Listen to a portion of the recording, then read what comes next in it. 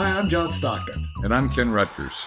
At the Ultimate Assist, together we offer straightforward insights and expert conversations to help you take control of your life, your health, and your freedom.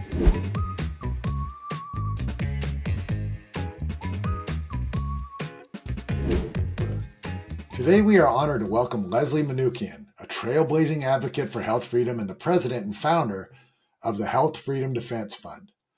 Leslie has dedicated her life to rectifying health injustices through education, advocacy, and legal challenges to mandates that threaten personal freedoms and human rights.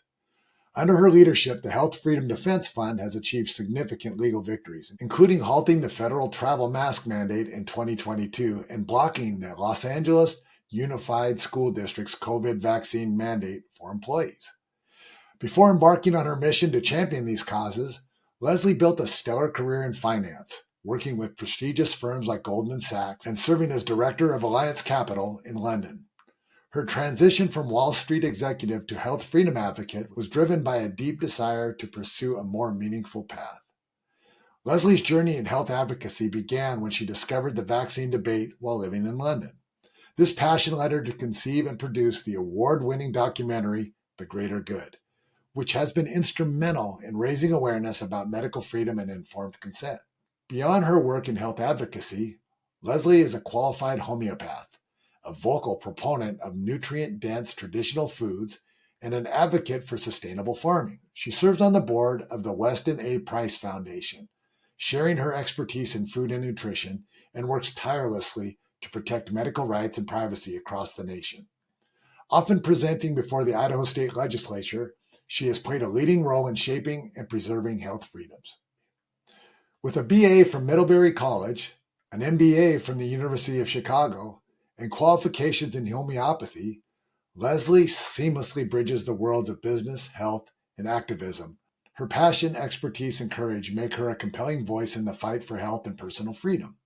Join us as we dive into a thought-provoking conversation with Leslie Manookian about the intersection of health, advocacy, and the essential freedoms that unite us all.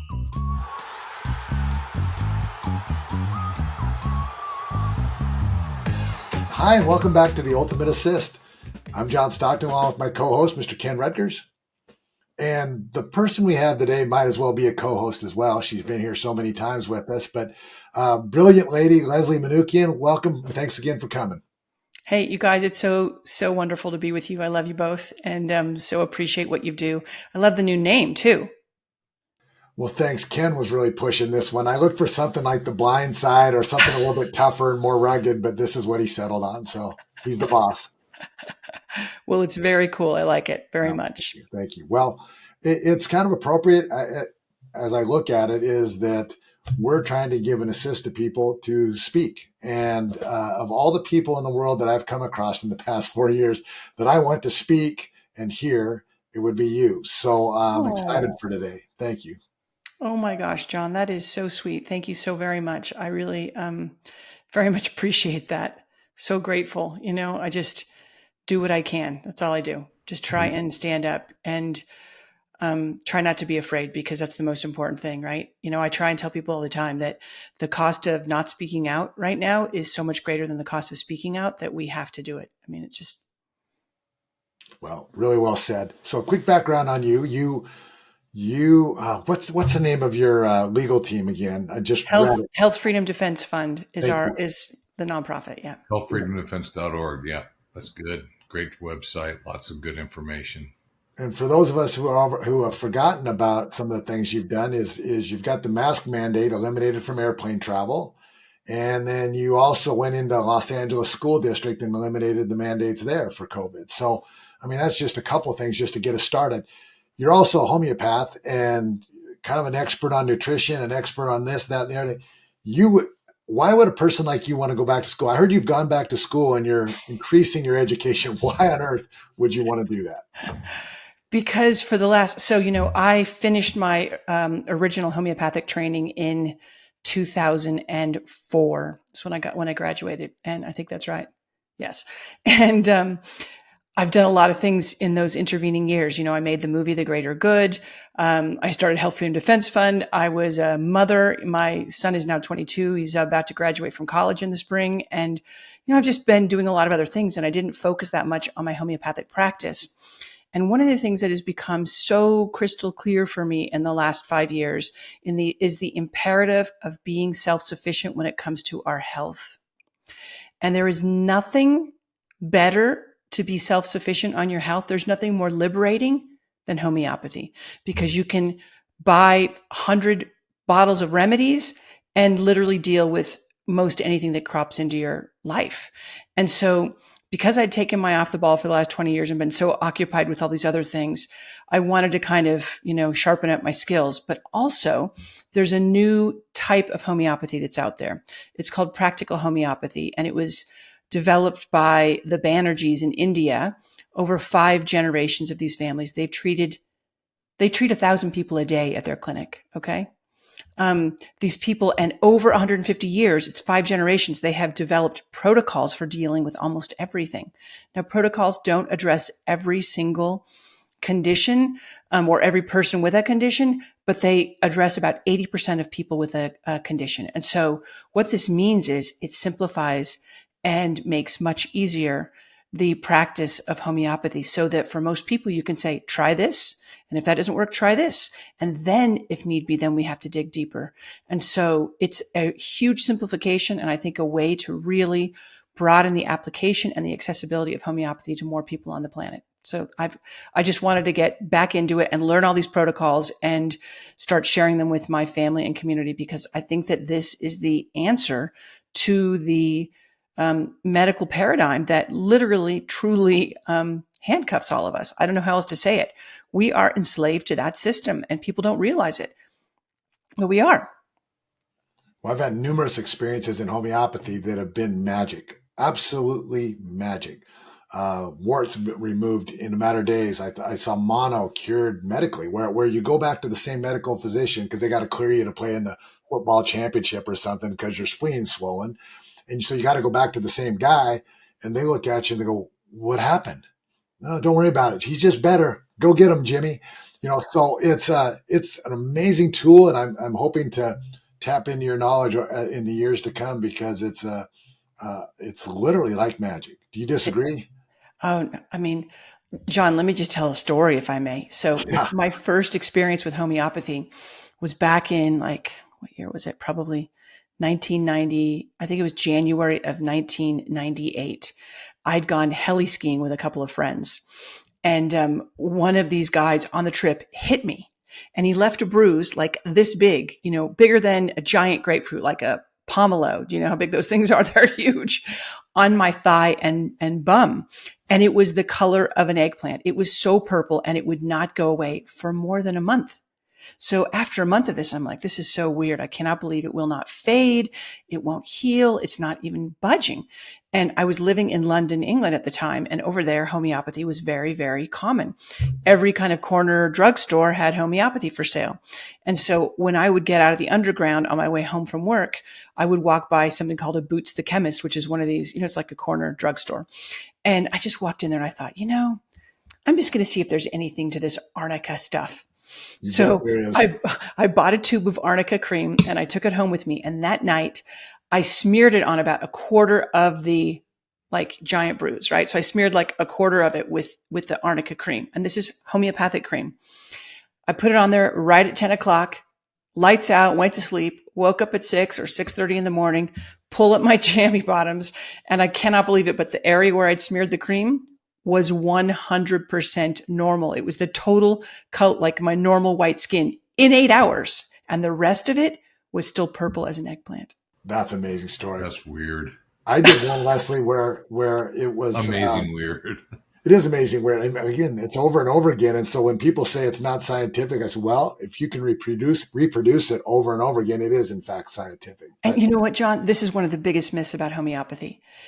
Samuel Hahnemann, who was a German physician who developed homeopathy, essentially invented it. He was the first person to use double-blind studies. He literally was the first physician scientist to use the scientific method, using blinding the recipients of a medication, blinding those administering the medication. Nobody knew except for him what anybody was getting, and then documenting what happened when they took the remedy. So, the way it works is that what a remedy causes in a healthy person, a homeopathic remedy, it will cure in a sick person. We're not supposed to be able to say cure, but since I'm not actually giving medical advice to anybody, homeopathy will treat or alleviate that in a sick person. And he did this scientifically when the doctors of the day literally were still bloodletting people, literally draining their blood because they thought you had too much blood. And homeopathy is considered quackery. They would give people calomel, which is this mercury containing solution. If they had syphilis or other conditions, they would just give them that and then give them mercury poisoning. They would, administer leeches, which I don't actually think is all that bad. There are definitely some good applications for leeches. But the point is they were doing a lot of crazy stuff. They were giving them Not purgatives. the homeopaths, right, Leslie? No. The medical doctors. And so Hahnemann was this incredibly principled Christian man. And he said, I can't be a doctor anymore because I'm hurting people. I know I'm harming people. I don't want to harm them anymore. And so I have to give up my medical practice. So he stopped practicing medicine. And then he was this polymath, a totally brilliant man who spoke, I think, 8 languages. He would translate things from, medical documents and scientific papers from one language to another to make them accessible to physicians in other countries. And this one man was arguing that something called Peruvian bark, also known as the cinchona bark or cinchona tree bark, that it cured malaria. And the person who authored the paper wrote in there that it cured malaria because it was astringent, bitter. And Hahnemann said, well, there are lots of things out there that are bitter that don't cure it. So that doesn't make sense. So he literally gave himself the Peruvian bark tincture for many days. And you know what happened to him? It's amazing. He developed fevers. He developed delirium. He developed night sweats. These are all symptoms of malaria. And it started to spark an idea in his mind that what if what a medicine can cause in a healthy person, it could cure in a sick person? And what if we could dilute it to the point where there was no more toxicity left, but only the healing properties? And this essentially, so it's like the principle of the like cures like. This is the basis of homeopathy. And he literally explored this and then perfected it over 50 years. Yeah, dilution's the key, right? You dilute the energetics or the essence of a plant or something or other 100,000 times, and that increases its potency, which I don't really quite get, but it works. It's not the dilution, John, actually.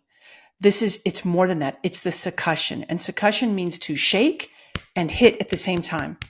So without that, that's called the potentization. If you actually don't do this part, the succussion, it doesn't actually create a homeopathic remedy. Wow. So you have to do both. You have to dilute it and succuss it after each dilution. And then you actually it becomes more and more potent. And so what John is explaining is that the more it's diluted, the more strong it is, actually, the more potent it is. And we know this. It's proven through all of these different studies, So anyway, it's really fascinating because this is deemed quackery by modern medicine, but the first medical association in the United States was the American Institute of Homeopathy in 1844, and the American Medical Association followed a few years later in answer to it because the homeopaths were taking all their patients. Wow. Well, how do you know which plants or things to dilute and succuss to solve your particular problem? This is what Hahnemann actually worked on. So he proved, I think it's about 100 different substances made into homeopathic remedies in his lifetime. So he would take things like arnica or cinchona bark or sea salt or trees like oak trees and different kinds of plants, dandelion, all different kinds of things. They would take snake venom. I mean, all sorts of amazing things that he would take, and he would dilute them to the point where they wouldn't cause, they didn't have any toxicity, but he would then dilute them to the point where they were still an active homeopathic remedy and then see what they would cause in a healthy person. And what it caused in a healthy person, that was called the proving, it would then cure in the sick person. So you demonstrated what its medicinal properties were doing during the proving, so that when you encountered a sick person with those symptoms, you would know what remedy to give them. Does that make sense? It does. Wow. It's interesting stuff. That homeopathy. I was going to tell you my story. That's where I was getting at. I had like something that size on the side of my kids. This is while I was playing. The shoe would rub against it all day, and it came out about the size of a pea. Given a homeopathic, make a long story really, really quick. The next morning I woke up 8 hours later and it was like a red rash, but the bump was completely gone. By the time I got home from practice, there was not even a rash. It was the quickest, most immediate heal I've ever seen on anything. And so I'm an advocate. So I'm glad you're doing it. We got to learn more. Yeah. And truly, listen, the three of us, we are all working towards health freedom for all, right? Isn't that really what our objective is? Isn't that why you guys do what you do? It's certainly why I've done what I've done for the last 20 years. And to me, you can't health freedom is not something legislative. It's almost anti-legislative, isn't it, in a sense? Very much so. In fact, what the government giveth, the government can taketh away, right? And so I don't want it to be legislative in any way. That's one thing. And the other thing, of course, is that we have been indoctrinated to think that we have to go to the doctor for everything. But when my son was young, if he would start a croupy cough, 11 o'clock at night, I would just know the remedy for that is aconite. And I would go and administer him 1 or 2 doses, these little teeny tiny pills, and he'd be back asleep in 15 minutes without a cough. So what it does is it puts the power back in the hands of the individual, of the family, of the parents, importantly. So you're not afraid. Of course, if you get in a car crash or there's some kind of emergency or trauma, take me to the hospital. Medicine is wonderful for those things. My son was born by an emergency cesarean. He would have died and I would have died had we not had cesareans. So I'm super grateful for that. But we're using a sledgehammer to, hammer in a little teeny tiny thing all the time when we use drugs. And there was a very famous physician who once said that when you take a drug for something, you have to heal twice, once from the original condition and once from the drug. And homeopathy avoids that. And it creates true healing. That's the difference. It's not about suppressing symptoms. It truly heals you. So you weren't taking a steroid to make the bump to go down or doing something like that, John. You took something and your body went, oh, okay, I'll heal myself. Just like my bruise healed by just smearing that cream on because my body then knew what to do. Well, amazing. Well, you mentioned early on when you started talking about there was like 100 bottles you could have at your house that would, can non-practitioners call up and say, look, I want the 100 bottles, or does it have to come from you?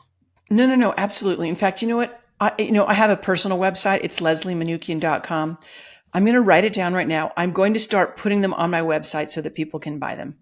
Seriously, because people ask me all the time, and you can buy the remedy kit to get started, and then that will help people. There's like a little booklet in it that you can take, that you can use. You want to go a little bit deeper than that, but I'm also potentially going to be starting to teach some of this stuff. So stay tuned on that. But I'm going to put the kits on my website. So have you heard of any homeopaths that are doing anything for the people that have been vaccine injured, or what have you heard?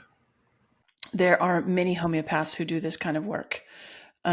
That is not something I'm doing right now because it's far more in depth. But yes, there are homeopaths who do this stuff. I'm reluctant to name their names because they're so busy already. But if you guys get any emails of people that are interested, you can forward them to me and I will try and connect them with someone. But there are homeopaths, and there are many parents of children with autism, for instance, who say that their children sort of wouldn't really do much or progress much until they tried homeopathy, and then they saw remarkable results. And it's not just for those kinds of things.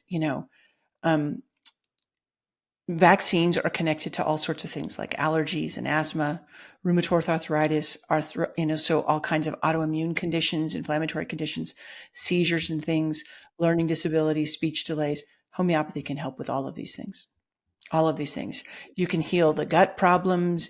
You can heal rashes and eczema and, these, so-called autoimmune conditions. There's so many things you can do. And these homeopaths have been doing it for a very long time. Many have been treating vaccine injuries for decades. The COVID shot is just the newest one of all of them, but you can certainly address them. Now, there's a kind of a saying, or the Banerjees have said, that homeopathy can cure every condition on the planet. But that's not to say that it's cured every condition in every person on the planet. If that makes sense. There can be other reasons that we have an issue or a condition. There could be toxicity or some kind of an obstacle to a cure or something like that. But it's really, it can work wonders. I call it the magical medicine, like John said, because it really, truly is. I could share so many stories that are just impossible according to modern medicine and according to our Newtonian based explanation of the physical world around us. It's impossible. But I've seen it over and over with my own eyes. I've seen eczema that had been on a 7-month-old baby within a week after birth. I've seen it cleared in 24 to 36 hours. How about somebody with eczema from that point in time that's now 60 years old, and they've had all the steroid creams and all the stuff for 60 years? Still would work? Absolutely. Now, in those kind of situations where someone's been on a medication for a long time, it can take a little bit longer. The longer that it's been kind of treated or suppressed by a drug, it can take longer, but absolutely it can still work. Psychiatric medications, all sorts of conditions, homeopaths can help people to reduce their reliance and ultimately get off them. But I would never recommend that someone just go and get off a medication. That's not my place. I'm not a medical doctor. I can't give medical advice. What I can say is that homeopathy has successfully treated pretty much anything that you can imagine, even if someone has been taking drugs for a long time. Wow. That's so exciting. I don't think we even intended to cover this ground, and this has been extra bonus footage, huh, Ken? Really good stuff. Thank you on that. It's truly my passion, so it's, what I want, of course, we file these lawsuits because we want to help people and we want to protect people. We want to hold the government responsible, and the threat of legal action is definitely a good stick, right? But the other side of it is that I want to do something that empowers people to take charge of their lives, and homeopathy is that thing. Well, you mentioned legal things. The Health Freedom Defense Fund just has a new lawsuit. Now, again, we know you've been successful before. We talked before the show, brand new lawsuit having to do with green cards. Take it off and run. It's crazy. I think it's really hard for most people to even believe this, given that the last I read was that the uptake of the COVID shots right now, this fall, is in the low single digits, from what I understand. It's minuscule.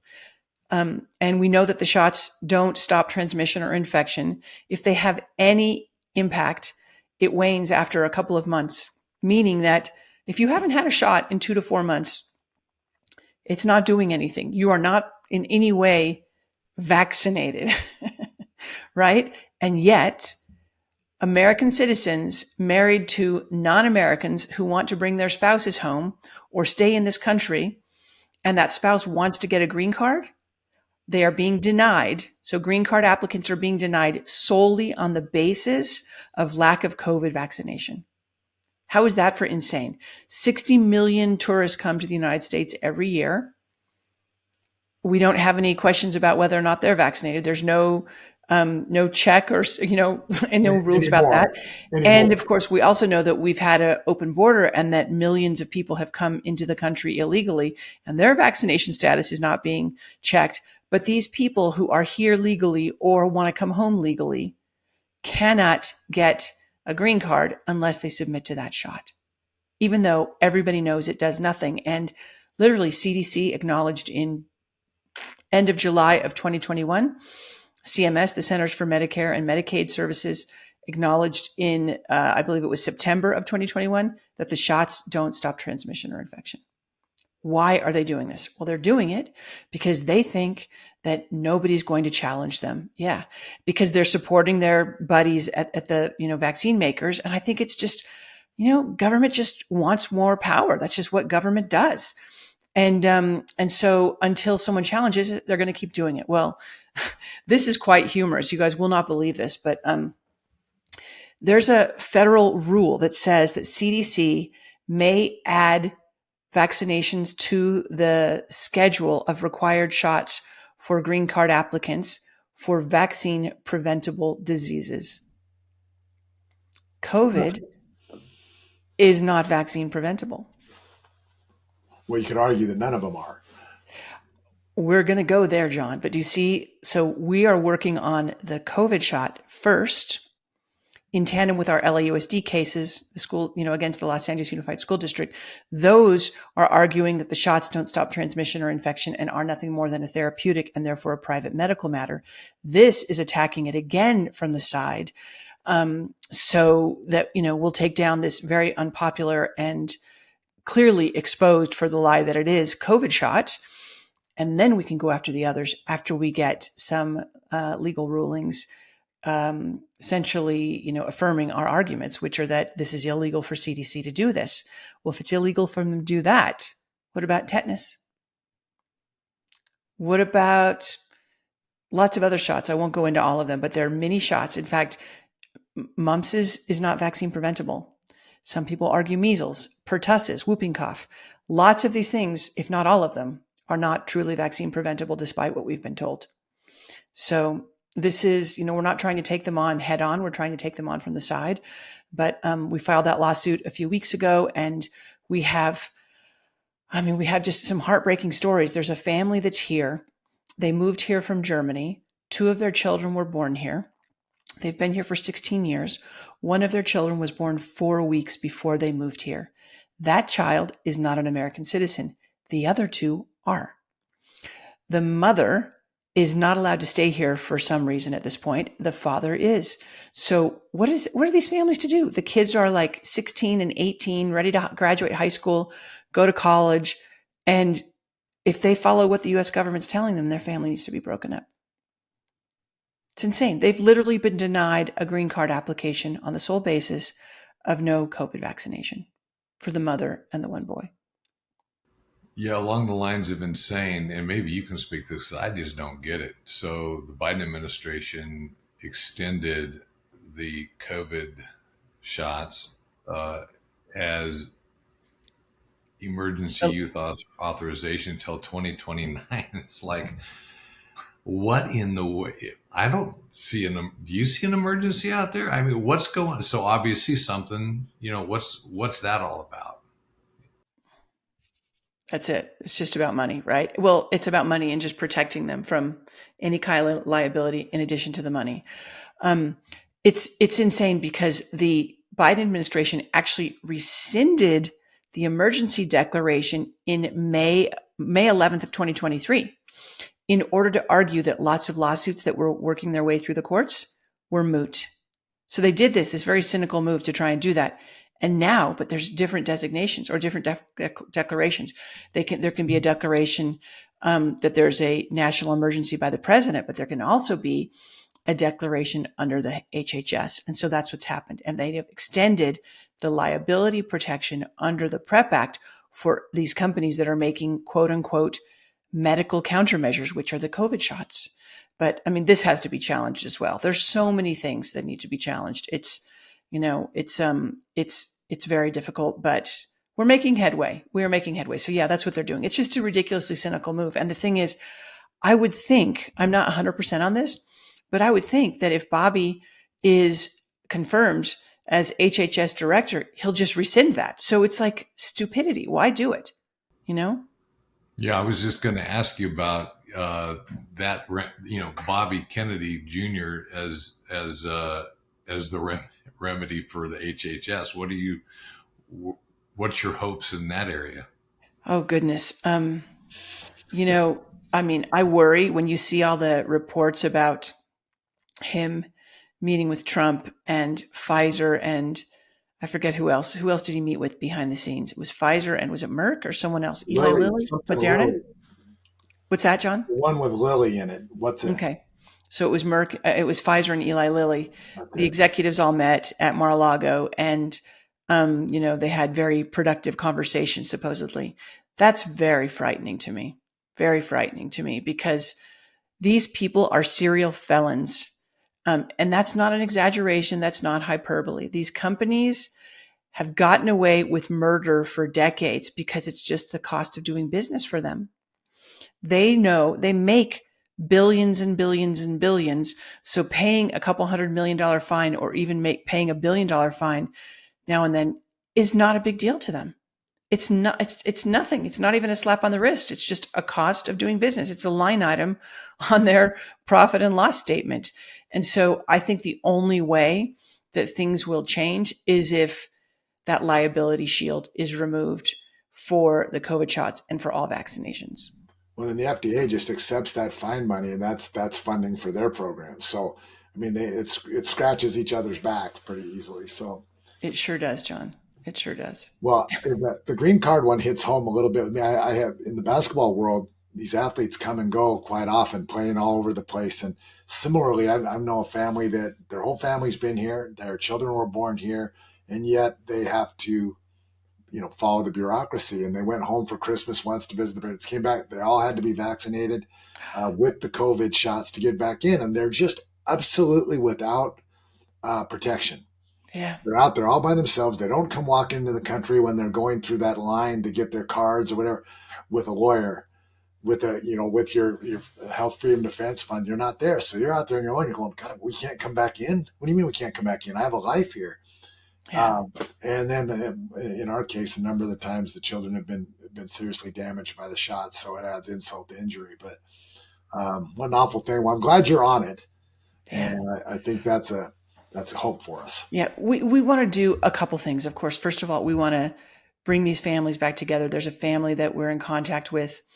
The mother is American. The father is a New Zealander. The children are Americans. They sold their business. They were expecting to come back. They can't because he won't get the shot. And only he has to get the shot. No one else does in the family. Like, where is the rationale for that? But so now, and they had sold their family business because they were anticipating moving back, and now he can't come here. And this is just crazy. Like, where is the logic in any of this? And so we want to change that. But we also want to just continue to remind the government that we are watching and that we're going to hold them accountable.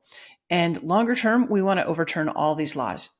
This is not a free country if any medical intervention is mandated.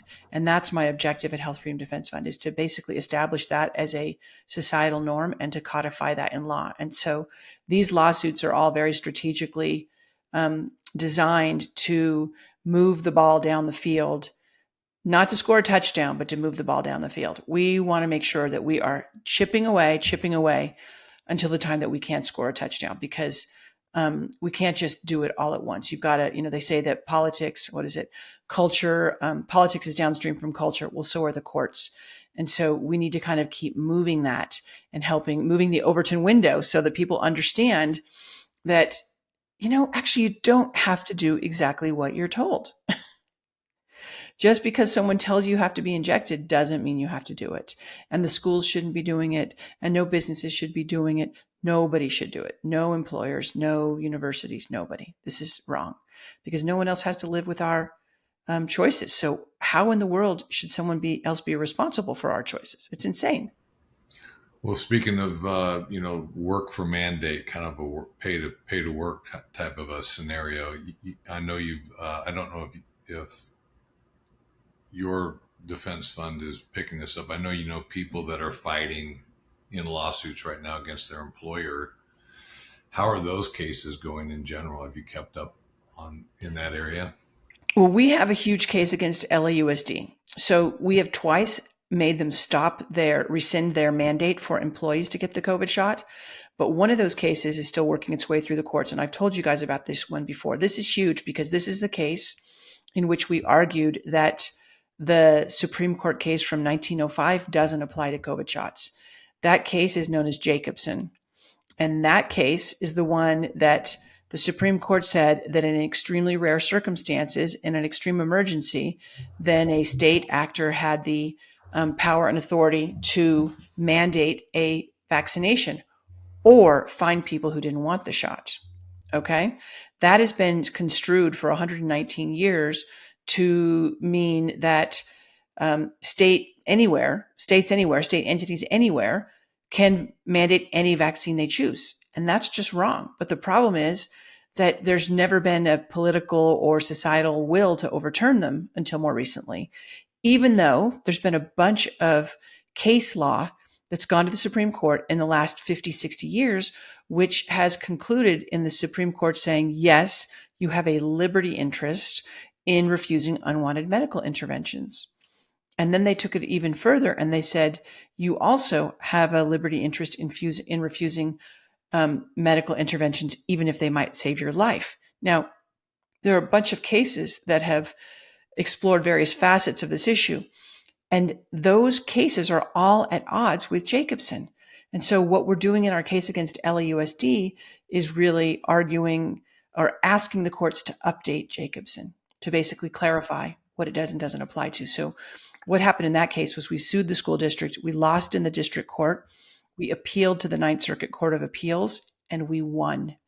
And this was huge because this is the first time an appeals court no less, said that Jacobson does not apply. They basically said that we deserve the right to go back to the district court and to prove our case, and that what we had argued has to be accepted as plausible at that stage of the proceedings, which it was. And yet the court dismissed. So this case is huge because it's undermining the state authority that they claim to have when they mandate shots. So that's a really, really big case. And right now the school district has, in July, I think it was in July, late June or in July, they requested that a broader panel of the Ninth Circuit judges review the ruling. And we are still waiting to hear what happens with that. But I feel pretty good about that. I think that if they were going to review the whole thing en banc, is what it means when the whole panel reviews it, they would have voted on that and then they would have told us. And I think that there's some kind of maybe an opinion, a dissenting opinion or something like that that's being written, and that's what's being debated internally. But we'll see. So hold that in your prayers. Man, you're a homeopath, you're a legal expert, or, I know you don't have your law degree, but I mean, come on, Leslie. And, you have your MBA from Northwestern. And then you keep a pulse on the World Health Organization and the whole global governance scheme. What's the latest update on World Health Organization and the global medical social control mechanism they're trying to employ? Man, this is a bear to deal with. I'm very hopeful that Trump will do what he did last time, which is to defund the WHO, but it's not just the WHO. So there's a part of me that thinks that there's been so much energy and focus on the World Health Organization, the WHO, for the last 4 years, because the WHO is the non-governmental organization that has been pushing, distancing and masking and lockdowns and mandatory jabs and all these kinds of things. And they're not accountable to any of us. It's a bunch of bureaucrats, that are all outside of our country making decisions that they want the entire world to follow. That's just wrong, right? That's just a violation of national sovereignty. But here's the thing. We've all been fighting the WHO all along. And what's happened is, while we've been fighting there, the UN has been in the background promulgating its own policy. So we've pushed back a ton against the WHO, and we have been pretty much successful in stopping a lot of the most egregious aspects of the pandemic treaty. But the international health regulations were adopted without a proper quorum or proper protocols, which is insane. And the UN has what's called the Global Pact for the Future, or the Pact for the Future. And it's basically the same ideas, but now it's at the UN rather than the World Health Organization. So now they're having us fight, having to go out, chase our tails and go after two different basically serpents. And this is what they do. I mean, who can keep track of all the wars? Who can keep track of all the politics, the rise and fall of anybody and everybody? Who can keep track of everything that's going on, the latest on this trial or that court case, or it's impossible. And so I think they have us all just, drinking from a fire hose in order to keep us on the back foot all the time. And that's why I think the WHO is now doing it. So basically, You've got the World Health Organization pushing the international health regulations, which they claimed were adopted, but they weren't adopted in public. They weren't adopted by a majority, or they didn't follow their own internal processes to do this. They just declared that they were adopted. They have their global pandemic treaty. I don't believe they've declared that that's been adopted, but the international health regulations have an impact on that, which means that it will basically be then adopted de facto. And then the UN is pushing its pact for the future. And essentially, if nations don't stand up and say, and reject them by certain dates, some of those dates have already lapsed, then they're considered ratified by a certain date next year. So this is a major problem. And I think at this point, our biggest hope is to do anything and everything we can to call on our senators to ensure that Bobby Kennedy Jr. is confirmed as HHS head, because I think he will have huge sway on getting Trump to defund the WHO. And oh my gosh, can you imagine if we defunded the UN too? Yeah, I don't know. That's a big ask, although, maybe Santa can pull it off. I mean, that's a big ask. It's a huge ask, but let's be honest. How many Americans really want to be at war with Russia or Syria or Ukraine or anyone else? How many Americans do you think want that, you guys? I read a book a while back about the next 150 years or next 100 years, something like that. I can't remember who the author was, but it's fascinating because it's a way I've never thought of things before. And it talks about that the U.S. is on top of the mountain, and they don't need to go fight wars. We don't need to go, whether it's Russia, Ukraine, whatever. We don't need to fight wars. What we need to do is stir the pot everywhere so that maybe the Russians want to fight the Ukrainians, and maybe the Chinese want to, go into Singapore. Well, I don't know. I mean, I'm not the guy that knows this stuff, but you just try to stir it up all over the planet. And if they're all fighting, then they can't attack the king on the top of the hill. And so sometimes I wonder if it isn't those guys sitting in the room there too, saying, look, this is how we do it. So yeah, I don't think any of us want to go to war. I don't think any of us want to send our children or grandchildren to those wars. But the decisions coming out of the White House, gosh, I mean, what did we read about that? They okayed permission to shoot long range missiles into Russia. I mean, what competent, intelligent person would ever make such a plan? I mean, it's ridiculous. It's lunacy, John. It is absolute lunacy. There is zero justification for that. I don't know if you guys know who Jeffrey Sachs is. Have you heard of him? Mm-hmm. He's an economist, and he's written for the New York Times and other publications for years. He's a very, kind of intellectual, prominent intellectual. And there's a quick video of him talking about the truth about Ukraine and how essentially we created that whole problem and that we are the issue here. It's not Russia.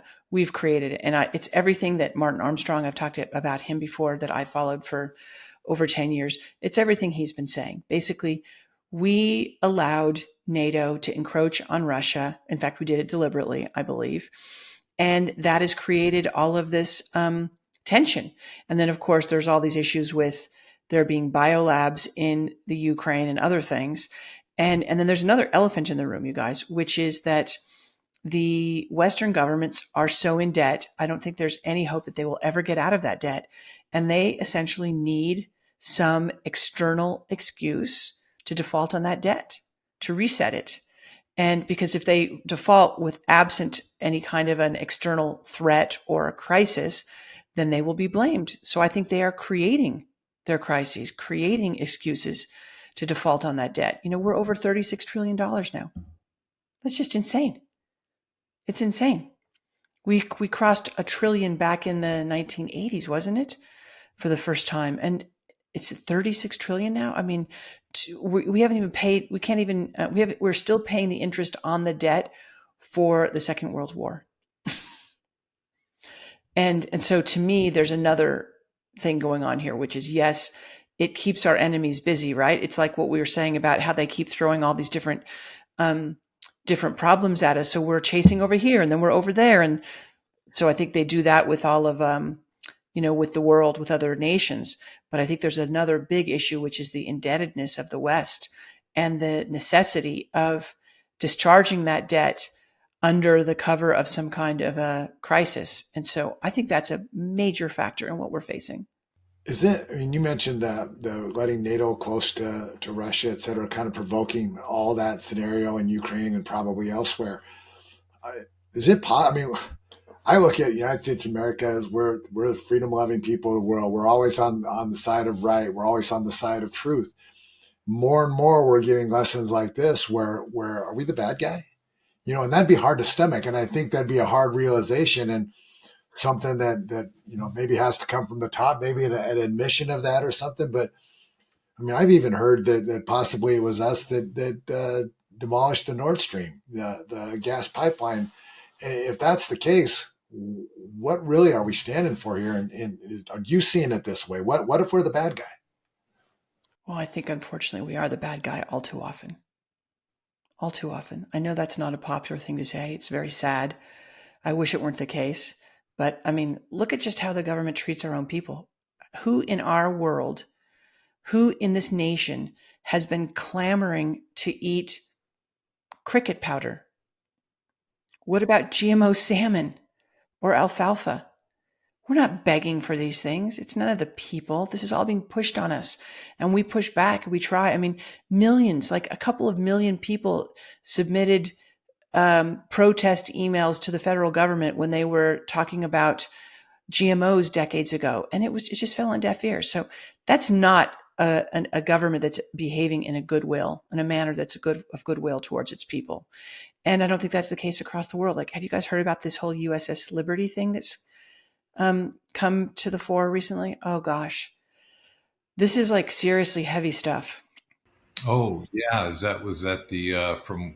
It was from the 6-Day War. Well, there's so many things. So Oh yeah, over near Israel, just off the coast, just yes, yes, yeah. crazy. Well, the U.S. has been involved with. I mean, I wrote a senior paper on this. It was about the U.S. coup in Guatemala in 1954, I think it was, where the U.S. government claimed that Jacob Arbenz, the first freely elected leader in like a couple hundred years, that he was a communist. They waved communist flag over him.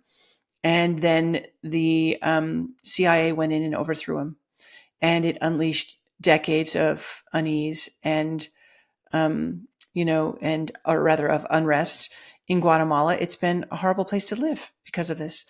We've done this all over the world. We've done it in so many places in Latin America. It's horrible. But on top of that, it is acknowledged that the U.S. was shipping armaments to Britain in World War I on passenger ships. The Lusitania was sunk by the Germans because we were sending armaments using human beings as a shield. Is that being the good guys? And then, of course, the public outrage was so intense that got us into the war. And then in World War II, it's something I've known about. I remember reading about this 10 years ago, that there was information that was declassified about the events around Pearl Harbor. And we all think that it was this surprise attack that we had no idea about. And that's just not true. FDR knew. First of all, he was choking off the energy supplies, oil supplies to the Japanese. And so they had a very big interest in doing something. But secondly, the U.S. military intercepted communications and knew in advance that Pearl Harbor was going to be bombed, and declassified documents have revealed that he prevented the command in Pearl Harbor to be notified of this.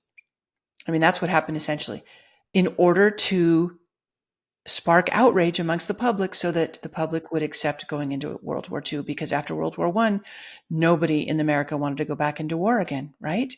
So this is repeating. And I think it's incredibly sad, but it's also, we have to be aware that we are oftentimes being played by these people in charge.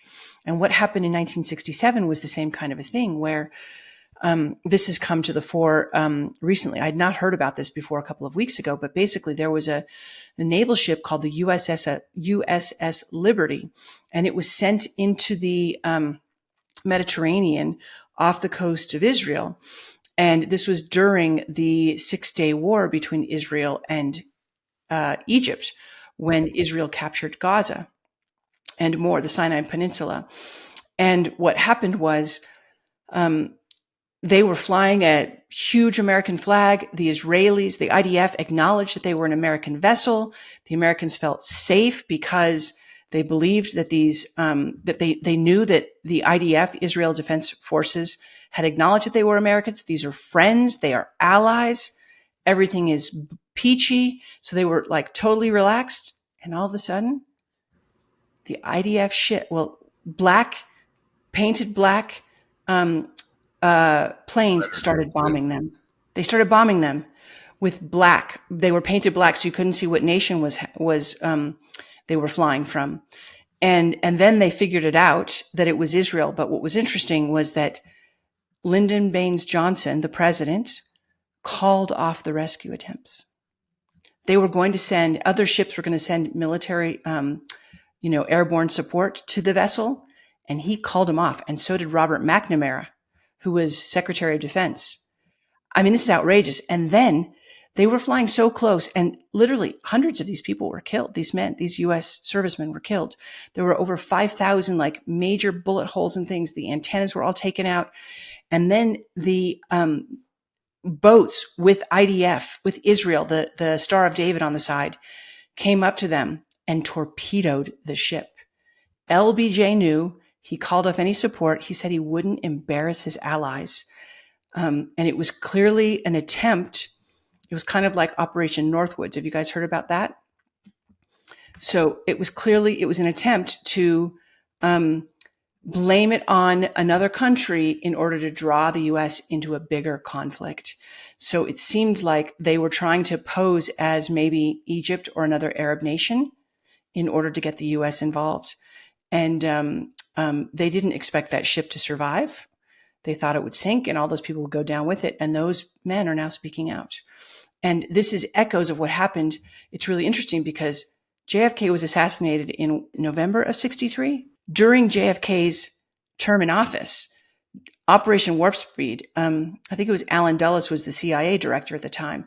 And he and some other brilliant geniuses decided that they would try and maybe shoot down an American airliner, passenger jet, or boats, or do something to kill Americans and pin it on Cuba so they could invade Cuba. And JFK refused. Isn't that interesting? This thing with Israel is very, very similar, except that LBJ went along with it. And the thing is, when the vessel was reporting what was happening, LBJ said, I'm not going to blame it. I'm not going to do anything and blame it on my friends, the Israelis, on an ally. But the vessel didn't know it was Israel yet who was shooting on them. So how did he know? He knew. So my point is that when your government is willing to sacrifice its own citizens, then they're not the good guys. Well, I think hopefully with this new administration, sounds like there's going to be some mixing up of, Kash Patel with the FBI and the Doge, between Elon Musk and Vivek Ramaswamy and some disruptors, some people that seem to be wanting to put some pieces back in place for the good of the American people, it seems like. Hopefully. Yeah, that's my hope. I mean, listen, I think, I woke up the day after the election and breathed a huge sigh of relief because I think the alternative was very frightening. And so I am super hopeful about what's happening with RFK Jr. and the people who've been appointed so him at HHS, Dr. Jay Bhattacharya as director of NIH, just a lovely, good man. He is a wonderful human being. Marty McCary, also a very, very well-intentioned, very good man who is very open to holistic approaches to medicine, which I think is very positive. He's the FDA commissioner. And then Dr. Dave Weldon, former congressman as well. He is fully aware of the whole vaccine controversy. He's the head of the CDC. I mean, like, that is just manna from heaven, man. That's about as, I don't know, if we can't celebrate that, I don't know what we can celebrate. And I think there are lots of other good people being put in place. The person who is going to be leading USDA is a very good person. I'm totally forgetting her name now. It's Brandy something, I think. She's done some very good things in the past surrounding independent small farms and agriculture. So I think that's very positive. And, I'm very hopeful that Trump follows through on what he did in the past, which is to not start any new wars and to actually engage in diplomacy with our. So, I mean, I feel like I'm as hopeful as I can possibly be. I don't think we should be naive. I don't think we can take our eye off the ball. I think we have to be vigilant and keep on them.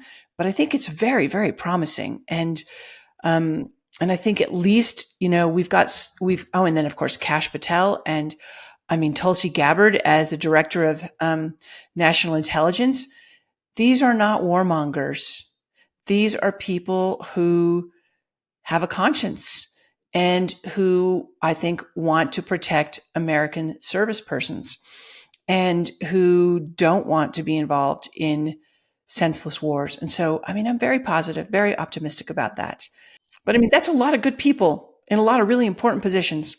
There's certainly reason for hope. I think you make a great point. And we're in the athletic world. I think that it's as hopeful as we are. First of all, it can't happen fast enough. As I watch these decisions come out of the White House by whoever's signing that, whoever, Weekend at Bernie, who's ever doing that. But it just can't happen fast enough. And so it's great to be hopeful, but I'm going to keep my knees bent. I'm going to keep my head on a swivel, right, Ken? That's some football terms there. And so we got to be ready for just about anything coming up in the coming months. So listen, we promised we had to get you out of here, and we're going to do so. We're right at that time. Is there anything you want to say before we give you the sign off? Thank you so much for having me on again. And thank you for what you're doing. I would love to come back anytime and talk about anything. I just so appreciate and applaud you and admire both of you for what you're doing, because, you guys could just ride off into the sunset. You've had incredibly successful careers. You're both amazing human beings, and you don't have to do what you do. And so I am just literally grateful to God to know both of you. And I'm grateful for what you are doing for our country and for humanity. So I just want to say thank you. And if people want to get in touch with us, they can go to healthfreedomdefense.org and sign up for our newsletter. You can, follow all of our work. You can become a member for $10, and you can donate there if you want as well. But I just have so much appreciation for both of you guys. Well, if you ever want to get into something that's working, donate, participate with the Health Freedom Defense Fund and with Leslie Manookian. You're the best, Leslie. Thank you. Thank you, guys.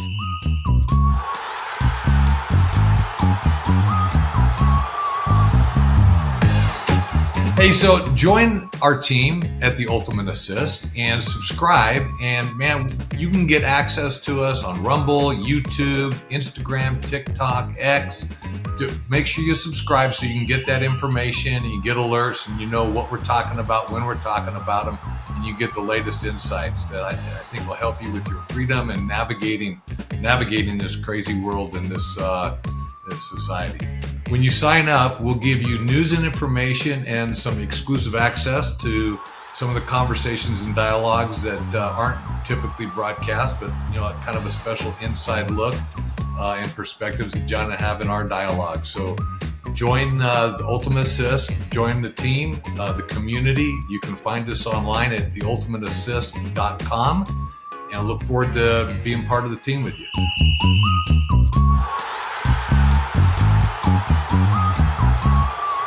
Special thanks to our production team for making this possible. Our podcast manager is Janet Bueller. Our guest relations co-coordinator is Stacy Stockton. Our producer, sound engineer, and editor is Elliot Foster, and our graphics and animation by Sean Coyne.